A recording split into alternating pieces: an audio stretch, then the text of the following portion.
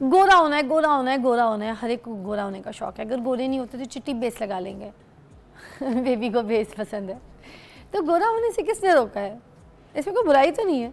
अगर कोई गोरा दिखना चाहता है और किसी का शौक़ है, किसी को फ्रेश लुक चाहिए, किसी को अपने कलर में थोड़ी सी चेंजेस चाहिए, होता है।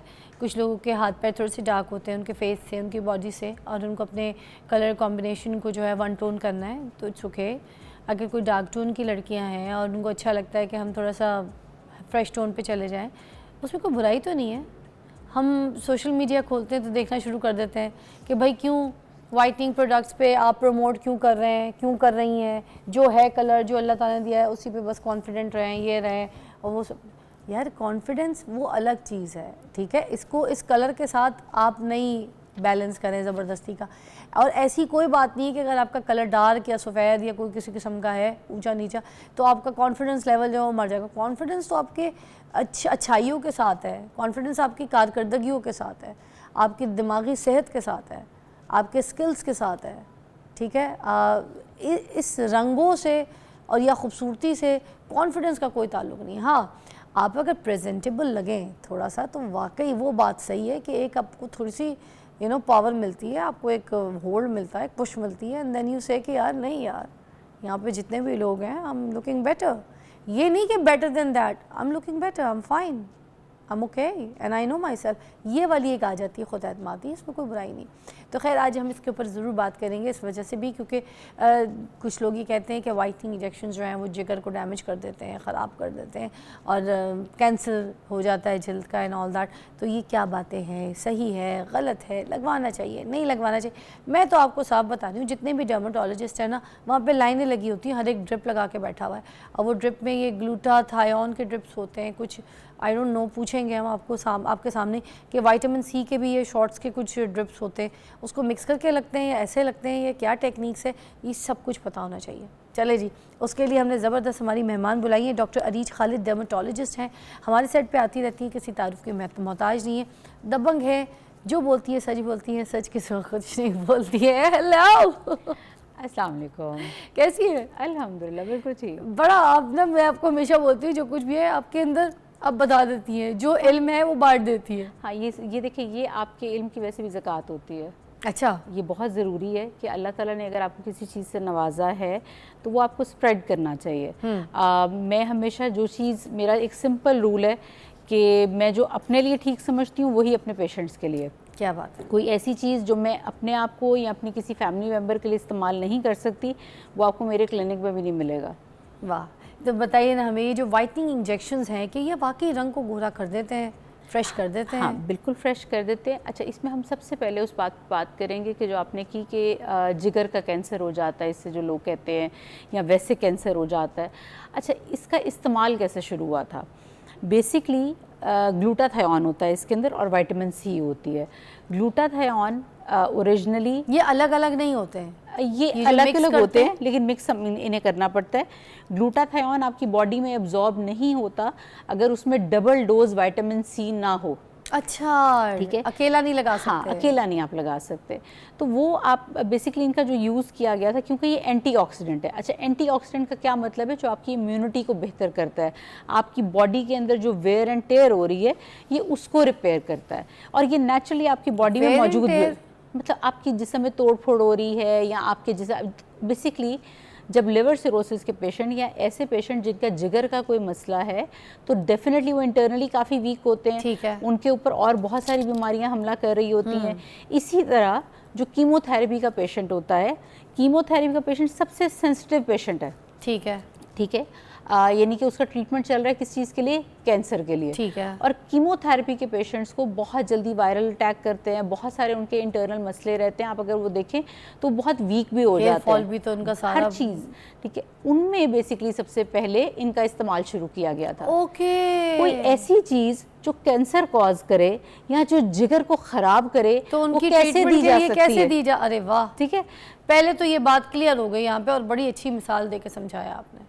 तो वहाँ पर जब सबसे पहले इनका स्टार्ट हुआ था तो उन लोगों के अंदर जिन पेशेंट्स में दी जा रही थी तो ये चीज़ सामने आ रही थी कि उनमें बेसिकली कम्प्लेक्शन भी बेहतर हो रहा है। अच्छा, कुछ लोग जो हैं बेहोश भी हो जाते हैं ड्रिप लगाते वक्त, ये क्या वजह है? देखिए क्या अगर वो जल्दी जल्दी लगा लेते हैं, जैसे अगर आपकी देखिए होता ये कि या यूजुअली फास्ट क्विक लगा रहे होते हैं, क्या मसला अक्सर है? क्लिनिक्स में अब बेसिकली एक डब्बा आता है और वही सबको लगाया जा रहा है। ठीक है। लेकिन इसकी कैलकुलेशन जो की जाती है, अगर कोई ऑथेंटिक डॉक्टर है तो उसको पता होता है कि हर बंदे की बॉडी वेट पे डिफरेंट डोज होती है। अगर आपके साथ कोई भी किसी किस्म का कोई मसला हो रहा है, यानी कि अगर आपको पैल्पिटेशंस हो रही हैं, यानी कि हार्ट बीट बढ़ रही है, या अगर आपको लग रहा है कि आप बेहोश हो रहे हैं, ऐसा कुछ, मैंने खैर अभी तक अपनी प्रैक्टिस में कभी नहीं देखा कि इस तरह का कुछ हुआ हो, लेकिन इसका मतलब फिर ये है कि आपको या डोज ठीक नहीं गई या इसके अलावा जो चीज़ लगाई गई है उसमें कोई प्रॉब्लम थी, क्योंकि ग्लूटाथायोन में कोई स्टडी ये नहीं कहती है कि आप उससे बेहोश हो सकते हैं। अच्छा, There is a अगर zero क्विक possibility. लगा लें, कुछ लोग करते हैं ना कि जैसे अगर एक डॉक्टर के पास जा रहे हैं तो फिर वो लगा रहे हैं उधर, ठीक है, और उनको उनके टाइम पीरियड का पता है कि 1 हफ्ते के बाद लगानी है या 10 दिन के बाद लगानी है, मगर वो किसी और डॉक्टर के पास भी चले गए, वो तीसरे के पास भी चले गए, हफ्ते में 3-3 डोज लगवा ली है उन्होंने कि बस जल्दी क्विकली हमें लग जाए, हमें रिजल्ट आ जाए, तो क्या ये नुकसान देगा? बिल्कुल देगा। देखिए ज़्यादती तो अगर आप पानी भी पीना शुरू कर दें, और अभी आप नेट पे सर्च करें तो पानी के ओवरटेक से भी लोगों की डेथ हुई हुई है। तो आपने किसी भी चीज़ की ओवरडोजिंग नहीं करनी होती है। जब आपके पीछे डेफिनेटली देखिए, अगर आप सेल्फ एडमिनिस्ट्रेशन कर रहे हैं, यानी कि खुद से आप प्लान करें कि आपने लगाना है या कब लगाना है या कैसे लगाना है। अच्छा, इसके साथ बेसिकली होता ये कि इसका साइड इफ़ेक्ट वाइटनिंग है। वैसे तो ये एंटीऑक्सीडेंट है। आपने देखा होगा अक्सर लोग ये भी कह रहे होते हैं हम एज लाइक बूस्टर्स लगवा रहे हैं कि जी हमारे मसल फटीग हो रहे थे, या हम इंटरनली वीक कर रहे हैं, या वायरल्स जो है ना वो हमें अटैक कर रहे हैं, तो उस सूरत के अंदर वो कहते हैं अच्छा हम ये लगा लेते हैं एज एंटीऑक्सीडेंट। लेकिन अगर आपने उसको वाइटनिंग का इफेक्ट लेना होता है तो अपने टाइम पे लगाना बहुत ज़रूरी है, ताकि आपकी बॉडी के अंदर वो इतनी अमाउंट में एक्यूमुलेट हो कि उसके साइड इफ़ेक्ट्स आ सकें। अगर वो आपकी बॉडी में आपकी ज़रूरत से ज़्यादा इकट्ठा नहीं होगा तो वो आपको वाइटनिंग या लाइटनिंग का इफेक्ट नहीं देगा। अच्छा, यानी कि अगर सपोज आपने मंडे को स्टार्ट किया लगवाना, it should be Monday in any case. अगर आप उसको ट्यूसडे कर देंगे या वेडनेसडे कर देंगे तो आपकी बॉडी उसको एज एंटीऑक्सीडेंट यूज़ कर लेगी, और उसमें लगाने वाला डॉक्टर या कंपनी कुछ भी नहीं कर सकते। अच्छा, तो उसका अपने टाइम पे लगाना बहुत ज़रूरी है। हाँ, आप पीछे आ सकते हैं 1 दिन या 2 दिन, लेकिन फिर आपके डेज वही होंगे, लेकिन अपने टाइम पे इनको लगाना बहुत ये ज़रूरी आप है। देखने वालों को एग्जैक्टली बता दें कि कितने टाइम तक लगाने हैं और कितने लगाने हैं कि उनका टोन जो है वो चेंज हो जाए, कॉम्प्लेक्शन में चेंजेस आ जाए। अच्छा, जो आप टोटल कोर्स जो होता है आप जो आप बताती हैं पेशेंट को, वो कितने इंजेक्शंस का होता है? अगर आपके साथ ये कोई प्रॉमिस कर रहा है कि जी 3 इंजेक्शंस में आपकी दुनिया बदल जाएगी या 8 इंजेक्शन में आपकी दुनिया बदल जाएगी, तो मुमकिन नहीं है। आपको इसका मैकेनिज्म मैं इसीलिए समझा रही हूँ अच्छा। कि जब तक आपकी बॉडी में वो आपकी बॉडी नीड से ज़्यादा इकट्ठा नहीं होगा तब तक वो इफेक्ट नहीं आएगा। बॉडी नीड से ज़्यादा इकट्ठा हो, यस, क्योंकि देखिए अगर आपको अंदर से आप वीक हैं, ठीक है, हाँ। अब वो आपको पहले वो रिपेयर करेगा, ठीक है, उसके बाद जो एक्स्ट्रा होगा वो एक्यूमुलेट होना शुरू होगा और लाइटनिंग का इफेक्ट और देगा। उससे वो कॉम्प्लेक्शन में चेंजेस Yes. आई। और कितने कितने इंजेक्शंस का ये कोर्स होता है? देखिए 8 से 10 के बाद तो फ़र्क पड़ना शुरू होता है। ओके, ठीक है। 8-10 के बाद। और ये आप वीक में कह रही हैं रेकमेंड? वीकली। मैं इससे अर्ली रेकमेंड इतना कोई खास नहीं करती। अच्छा, जो बंदा 2 महीने के बाद हल्का सा चेंजेस आना शुरू हो और जाएगा। अच्छा, जो जितने ओबीस होंगे यानी कि जिनका बॉडी वेट ज़्यादा होगा उनको ज़्यादा टाइम लगेगा। और ये क्यों? डेफिनेटली आपकी बॉडी की नीड भी ज़्यादा है ना, बॉडी वेट अच्छा, ज़्यादा है वजन से। ऑब्वियसली। हाँ, ठीक है, हाँ। लीन बंदे को पुलाव जल्दी फर्क ज़्यादा है, पड़ेगा। हाँ। अच्छा, अगर आपकी कोई स्मोकिंग की या ड्रग्स की या इस तरह की कोई हिस्ट्री है, या आपको कोई ऐसी डिजीज़ है जिसकी वजह से आपको इंटरनल वीकनेस है, तो पहले वो आपकी बॉडी में रिपेयर करेगा। ठीक है। ठीक है, उसके बाद वो इकट्ठा होना अच्छा, शुरू होगा। काम ये बड़े मजे का है कि रिपेयर साथ कर रहा है, हाँ। फिर आगे अपना फंक्शन दिखा रहा यानी कि है। अगर आप मतलब मेरे यार साथ- ये तो नुकसानदेह नहीं है बिल्कुल भी। बिल्कुल नहीं, अगर सही तरह से लगाया जा रहा है। ठीक है। अच्छा, एक और चीज़ ये कि आपको किस तरह से जज होगा, अगर आपको कोई बहुत कम पैसों में ऑफर कर रहा है तो ये रेड फ्लैग है।